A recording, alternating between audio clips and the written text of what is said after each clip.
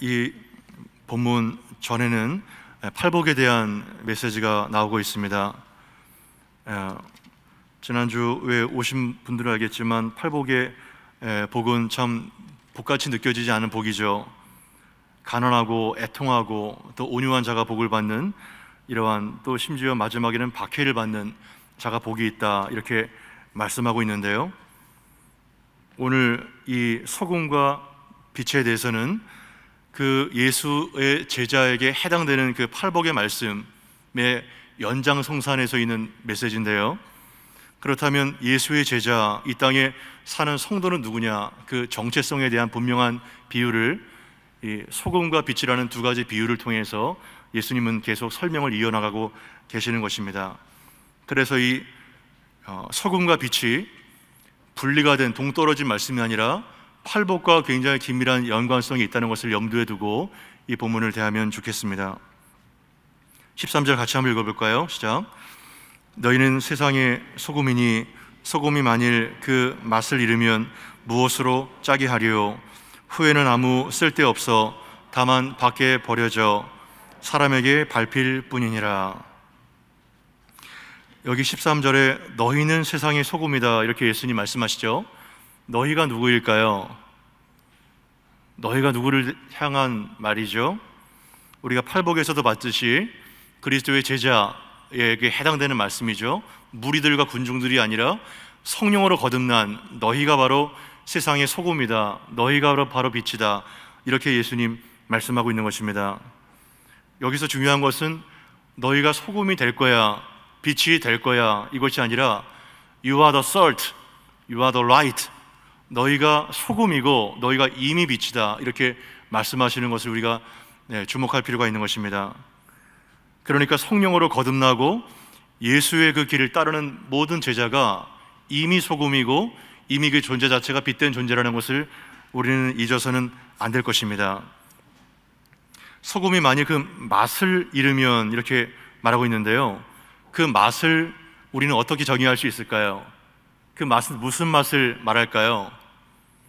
그 맛은 이전 본문에 있는 팔복의 맛, 십자가의 길, 예수님께서 걸어가셨던 그 좁은 길, 정말 예수 때문에 핍박을 받고 욕을 얻어먹고, 그리고 가난하고 온유하고 이 땅에서 예수님의 성품을 닮아 살아가는 그 맛, 그 독특한 성도의 맛이 바로 소금의 맛이라는 것을 우리가 알 수 있는 것입니다. 그런데 여러분, 한 가지 질문 드릴까요?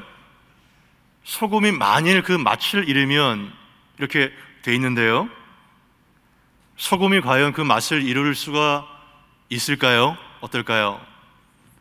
소금이 그 맛을 과연 잃어버릴 수가 있을까요? 어떠세요? 그 맛을 잃어버릴 수가 없죠. 왜냐하면 염 하나 들으면 그 자체가 완전체이기 때문에 맛을 잃으면 그 자체가 이미 소금이 아닌 것입니다. 그러니까 소금이 그 맛을 잃으면 무엇으로 짜게 하리요? 여기서 소금에서 그 짠맛을 싹 빼버리면 이미 소금이 아닌 거예요. 그 자는 거듭나지 않은 자입니다. 예수의 제자가 아닌 것입니다. 그러니까 동그란 네모를 한번 그려보시겠어요? 그리고 뜨거운 아이스크림을 한번 만들어서 한번 가져 보시죠. 먹은 적 있나요? 말 자체가 아닌 거죠. 그러니까 맛을 잃은 소금은 그 자체가 모순이고 있을 수가 없는 것입니다. 성령에 의해서 거듭난 자는 반드시 짠맛을 내게 돼 있다는 것이죠. 빛을 비추게 돼 있다는 것입니다. 물론 염도에는 차이가 있겠지만 분명하게 짠맛을 포함되어 있다고 말할 수가 있는 것입니다. 이것과 연관돼서 누가복음 14장 25절에서 35절까지를 좀 보고 싶은데요, 누가복음 14장 25절부터 35절까지는 제자도에 대한 예수님의 말씀을 담고 있습니다. 한번 보셔도 좋을 것 같아요. 26절부터 보시면, 물은 내게 오는 자가 자기 부모와 처자와 형제와 자매와 더욱이 자기의 목숨까지 미워하지 아니하면 능히 내 제자가 되지 못하고, 누구든지 자기 십자가를 지고 나를 따르지 않는 자도 능히 내 제자가 되지 못하리라. 33절입니다. 이와 같이 너희 중에 누구든지 자기의 모든 소유를 버리지 아니하면 능히 내 제자가 되지 못하리라. 예수께서 누가복음 14장에 제자가 되는 길을 말씀하실 때 능히 내 제자가 되지 못하고, 반복되는 단어가 뭐예요? 능히 내 제자가 되지 못하고, 능히 내 제자가 되지 못하리라가 계속해서 나오고 있습니다. 어떠한 사람에게요? 예수님을 따르려고 할 때 자기의 부모와 처자와 형제와 자매와 자기의 목숨까지 미워하지 않는 자, 그리고 자기의 십자가를 지고 나를 따르지 않는 자, 그리고 자기의 모든 소유를 버리지 않는 자, 이 자들이 다 능히 내 제자가 되지 못한다는 것입니다. 이거 엄청난 말이죠. 감당할 수 있는 말인가요? 그러면서 바로 이어서 34절, 35절에 소금이 좋은 것이나 소금도 만일 그 맛을 잃으면 무엇으로 짜게 하리요? 이 마태복음 5장과 동일한 말씀이 나오고 있습니다. 그러면서 땅에도 거름에도 쓸데없어 내버리느니라, 들을 게 있는 자는 들을지어다 하시니라, 이렇게 결론을 맺고 있는 것입니다. 그러니까 누가복음에 보면 또 선명하게 이 메시지의 그 의미가 드러나죠. 저는 이 말씀을 연구하면서 처음 알게 된 거예요. 아, 소금의 이 맛이 제자의 길과 굉장히 밀접하게 연관되어 있구나. 그러니까 능히 내 제자가 되지 못하고 능히 내 제자가 되지 못하는 이 말씀이 35절에 쓸데없어 내버리느니라, 이것과 같은 의미라는 겁니다. 그러니까 이 소금의 특성이 예수의 제자의 길, 팔복의 길과 굉장히 긴밀하게 연관되어 있는 제자도의 메시지라는 것을 우리가 알 수 있겠죠. 그리고 마가복음 9장 50절에도 마찬가지로 나오고 있습니다. 소금은 좋은 것이로되 만일 소금이 그 맛을 잃으면 무엇으로 이를 짜게 하리요? 너희 속에 소금을 두고 서로 화목하라, 이렇게 말씀하고 있는 것입니다. 그러니까 팔복에서 봤듯이 그 피스메이커, 화평케 하는 자가 자기가 부인되지 않으면, 십자가를 걷지 않으면 도저히 피스메이커가 될 수가 없는데, 그 맛을 잃은 자, 자기가 부인되지 않는 자는 결코 소금을 두고 화목되지 않는다는 것을 다시 한번 언급하고 있죠. 여러 가지 사항이 다 성경 여러 곳에 곳곳에 나와 있는 것입니다. 그러니까 이 소금의 이 정신을 위해서는 제자도가 필요한데요, 너희는 세상의 소금이다, 세상의 빛이다, 이거에 대한 전제가 뭘까요? 세상이 그만큼 썩어 있고 부패해 있고 세상이 그만큼 어두워져 있다는 것을 반증할 수 있겠죠. 그러니까 예수님은 어두운 세상, 그리고 타락하고 썩은 세상을 나무라지 않아요. 왜냐하면 세상은 원래 그랬기 때문에. 중요한 것은 누구에게 예수님은 그 책망을 하시죠? 그 책임을 물으시죠? 소금의 역할을 그 부패한 세상에서 감당하지 못한 제자들, 어두운 세상에서 빛의 역할을 감당하지 못한 제자들에게 그 책임을 묻고 계시는 것입니다. 우리의 역할을 상기해야 될 필요가 있는 것이죠. 혹시 여러분 바다의 염도의 퍼센테이지를 알고 계신가요? 바다의 염도가 몇 퍼센트인지를 알고 계시나요? 예, 아시면서 일부러 대답하지 않으시죠? 3.5%입니다. 3.5%. 굉장히 작은 수죠, 어떻게 보면. 근데 그 3.5%가 거대한 바다를 썩지 않도록 그 부패를 막아주죠. 제가 일전에 그 녹차 음료를 마신 적이 있는데요, 정말 겉은 녹차 음료라고 대단하게 써 있습니다. 근데 그 녹차의 함유량이 얼마인지 아시나요? 0.0035입니다. 0.0035. 0.35도 아니고 00. 그래도 그 겉으로는 녹차 음료수 이렇게 딱 이렇게 크리찬 이렇게 딱 말하게 되는 것이죠. 예. 여러분들의 그 염도는 과연 몇 퍼센트일까요? 한번 속으로 한번 자문해 보십시오. 나는 과연 염도가 몇 퍼센트일까? 정말 이 땅의 크리스찬들이 뭐 수십 퍼센트라고, 특히 강남 일대는 뭐 40%까지 육박하다고 하는데 왜 우리가 이렇게 부패하고 아직까지도 더 타락한지, 하나님께서는 우리가 빛과 소금의 그 사명을 감당하지 못한 것이 우리에게 또 말씀하시는 것이 아닌지 우리는 각성해야 될 것입니다. 그 소금과 빛은 독특한 매력이죠. 영향력이죠. 세상과 구별된 그 역할을 우리에게 주신 사명이라는 것입니다. 이스라엘 백성들의 역사를 살펴보면 어떤가요? 우상 숭배로 인해서 짠맛을 잃고 사명을 포기할 때, 이방의 빛으로 비춰야 될 사명을 포기할 때 바벨론이 쳐들어와서 지근지근 그들을 다 밟지 않습니까? 밖에 내쳐서 다 밟히게 되는 역사가 나타나게 되는 거죠. 수치와 모욕이죠. 저는 그 손양원 목사님께서 쓰신 한 단편 글을 참 좋아하는데요. 예수 중독자라는 글입니다. 잠깐 한번 읽어드리죠. 나 예수 중독자가 되어야 하겠다. 술 중독자는 술로만 살다가 술로 인해 죽게 되고, 아편 중독자는 아편으로 살다가 아편으로 죽게 되나니, 우리는 예수의 중독자가 되어 예수로 살다가 예수로 죽자. 우리의 전 생활과 생명을 주님을 위해 살면 주님과 같이 부활한다. 우리는 주의 종이니 주만 위해 일하는 자가 되고 나의 일이 되지 않게 하자. 이게 예수 중독자라는 손양원 목사님, 사랑의 원자탄이라고 일컫는 그 목사님의 글인 것입니다. 이 예수 중독자가 소금이 아닐까 생각되고요.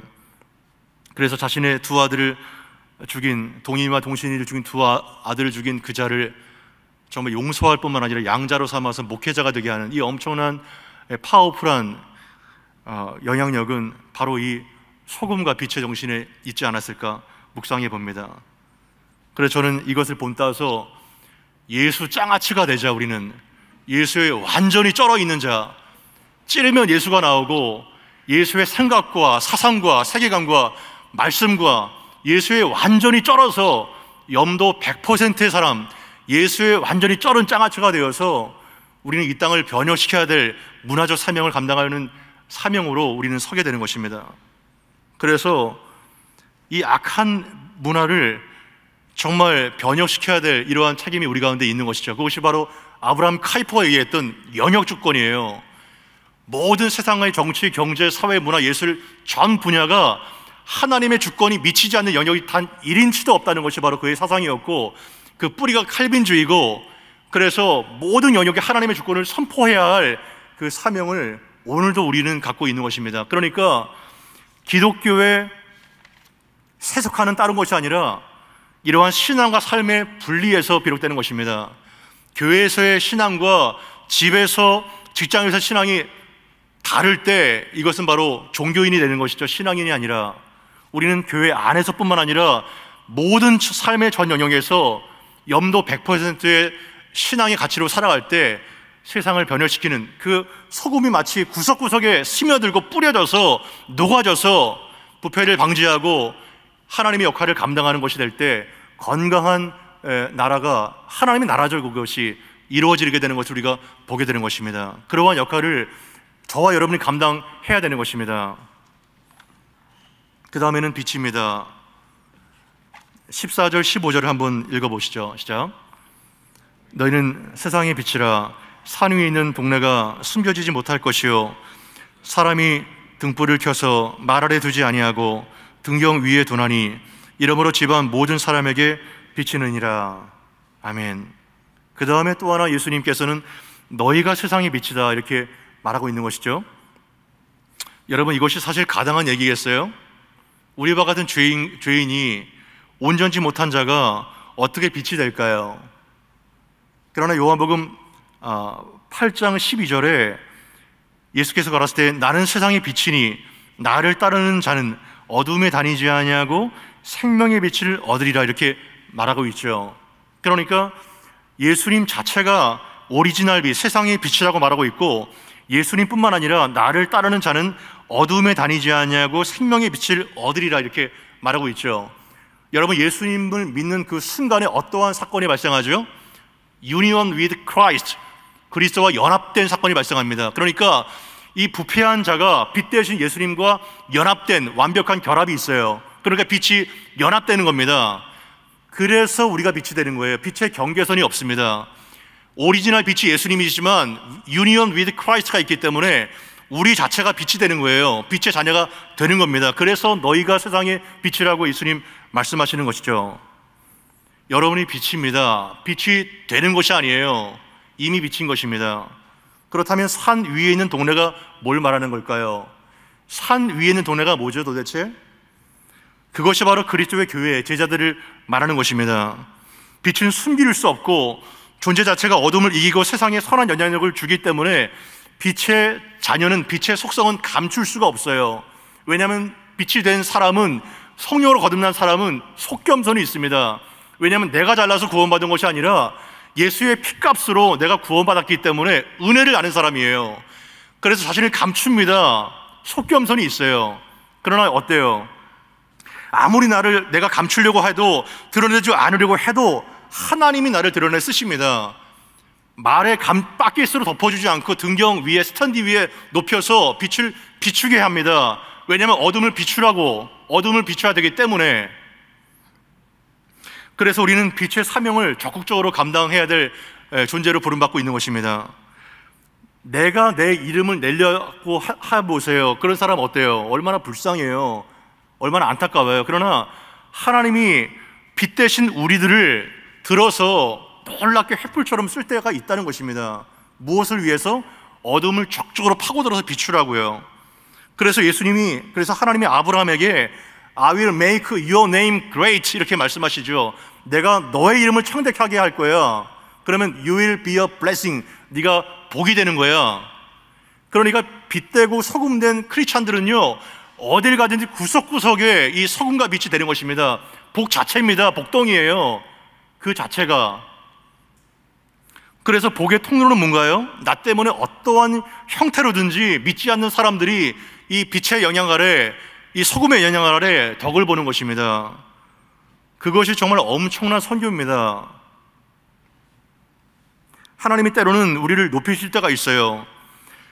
어둠을 비추기 위하신 것이죠. 그리고 궁극적으로 하나님 아버지께 영광을 돌리기 위해서 우리를 사용하시는 것입니다. 그렇다면 이 빛을 비추는 것이 도대체 구체적으로 뭘까요? 빛을 비추는 것이 뭘까요? 에베소서 5장 8절에서 9절에 보게 되면 너희가 전에는 어둠이었더니 이제는 주 안에서 뭐예요? 빛이라.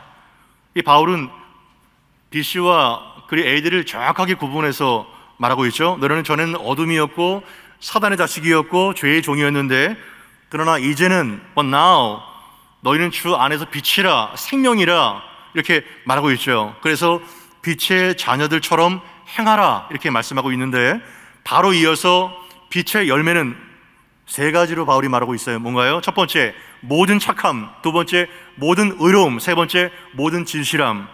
이것이 바로 빛인 것입니다. 빛을 비추는 것이 착함, 선함, 친절, goodness. 두 번째, 의로움, 바름, righteousness.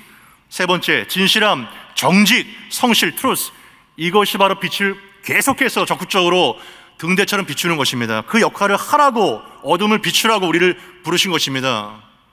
어디서요? 세상에서, 직장에서, 가정에서, 이웃에게 우리는 적극적으로 이방 가운데 빛이 되어 바르게 우리는 소명을 감당하고 있는 것이죠.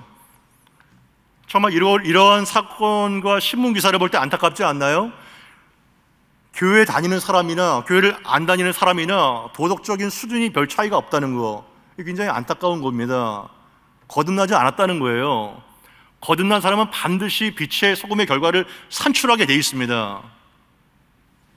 그래서 그리스도인의 도덕성은 세상의 도덕적인 수준보다 압도적으로 우위됩니다. 압도적인 우위를 차지해야 이 빛과 소금의 역할을 감당할 수가 있는 것입니다. 아멘?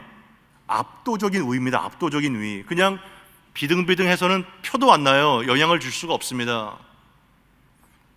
그래서 우리는 정직해야 됩니다. 정직해야 됩니다. 거짓말하면 안 됩니다.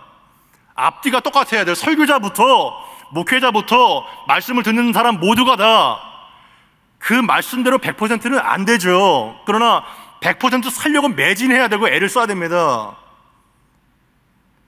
그것이 바로 안팎이 같은 것이 소금의 역할이에요. 그래서 우리는 정직해야 됩니다. 속이면 안 됩니다. 그리고 겸손해야 됩니다. 겉겸손이 아니라 안팎이 겸손한 사람이 돼야 되는데, 안팎이. 그리고 친절해야 됩니다. 누구에게나 권세 있고 힘 있는 사람뿐만 아니라 낮은 자, 소자에게, 무직자에게, 병자에게, 어떠한 사람에게든지 다 친절해야 됩니다. 그래야 빛을 계속해서 비출 수 있는 거예요. 그 따뜻함이 그 얼음장 같은 세상을 녹일 수 있는 유일한 근원입니다. 그리고 거룩해야 됩니다. 우리는 이렇게 살 수 있어요. 정말 세상에서 이렇게 살려면 정말 순교자적인 스피릿이 없으면 안 될걸요? 그래서 소금과 제자도가 연결되는 겁니다. 그래서 연결되는 거예요. 안 됩니다. 저도 안 돼요, 저부터가. 그러나 그렇게 우리가 100분지 1이라도 짠맛을 내려고 염도를 높이고 조도를 높이려고 할 때 이 세상은 우리 때문에 생명을 얻게 되는 것이죠. 그렇게 되지 않으면 마구마구 그냥 밟히는 겁니다. 그리고 빛과 소금에서 그 16절에 같이 한번 읽어봅시다. 시작. 이같이 너희 빛이 사람에게 비치게 하여 그들로 너희 착한 행실을 보고 하늘에 계신 너희 아버지께 영광을 돌리게 하라. 아멘. 이 궁극적인 이 목적입니다. 여기서도 너희 빛이 착함의 빛, 의로움의 빛, 진실함의 그 모든 빛이 믿지 않는 모든 사람에게 다 비치게 하여 그들로 하여금 너희 착한 행실을 보고, 그죠? 정확하게 보고 하늘에 계신 너희 아버지께 영광을 돌리게 하라. 이렇게 말하고 있는 것입니다. 이거를 보면은 착한 행실만 포커스가 맞추기가 쉬운데요, 그것이 아니에요. 선교는 착한 행실과 입술로의 선교가 다, 복음 전도가 다 필요합니다. 착한 행실만 된다면 그 율법주의에 빠져요. 여기 빛의 열매가 진실함이 있죠. 트루스, 복음의 선포가 분명히 있어야 됩니다. 그래서 입술로, 착한 행실로 총체적인 복음의 선교를 할 때 우리는 빛과 소금의 역할을 감당할 수가 있는 것이죠. 그러면 자동적으로 어둠은 물러가게 되는 것이죠. 그래서 궁극적으로 예수님만 드러날 수 있도록, 하나님 아버지께만 영광을 돌릴 수 있도록 해야 되는 것입니다. 우리는 우리의 전 존재를 통해서 하나님 아버지께 영광을 돌려야 됩니다. 왜 그런가요? 나도 희생한 게 있는데, 나도 손해본 것도 있는데, 내가 열심히 했는데, 수십 년 동안 봉사했는데 왜 아버지만 영광을 돌려야 되죠? 아버지가 뭐 영광 욕심쟁인가요? 우리는 왜 영광을 같이 공유하면 안 될까요?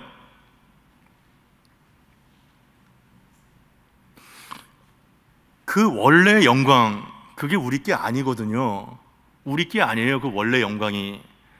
우리가 이 땅에 살면서 모두가 누리는 돈과 명예와 아름다움, 건강, 총명, 재능, 인기, 그 모든 것이 누가 주신 거예요? 하나님 아버지께서 우리에게 렌트해 주신 거예요. 그래서 우리는 다 렌트 인생입니다. 집이 있건 뭐 차가 다 사실 렌트 인생이에요. 그 모든 것들을 하나님께서 기회를 주시고 재물 얻을 능력을 주시고 아름다움과 건강을 주셔서 기회를 주셔서 이렇게 된 것이지 우리의 힘이 된 것이 아니에요. 100%가 아닙니다. 그래서 우리는 다 사실은 렌트 인생이에요. 그냥 왔다가 거저 가야 되는 겁니다. 예를 들어서 제가 어떤 친구에게 만약에 제가 있는 돈 100만 원을 한번 빌려줬다고 합시다. 그 친구에게.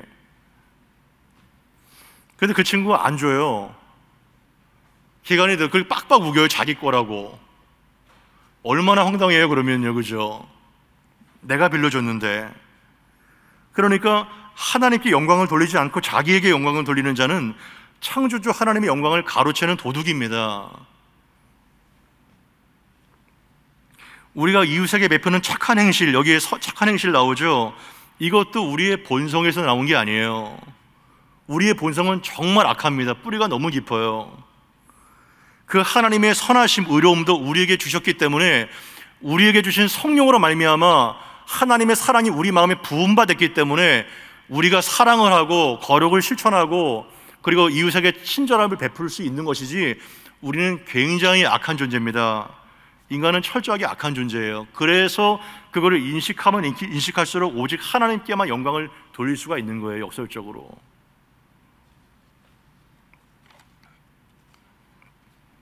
말씀을 맺힐까요?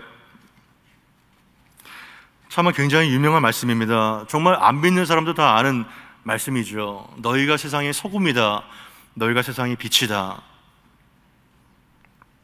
소금이 되려고 하지 마십시오. 빛이 되려고 하지 마세요. 이미 소금이고 여러분들이 거듭난 제자라면 이미 빛입니다. 더 염도를 높이세요. 더 조도를 높이십시오.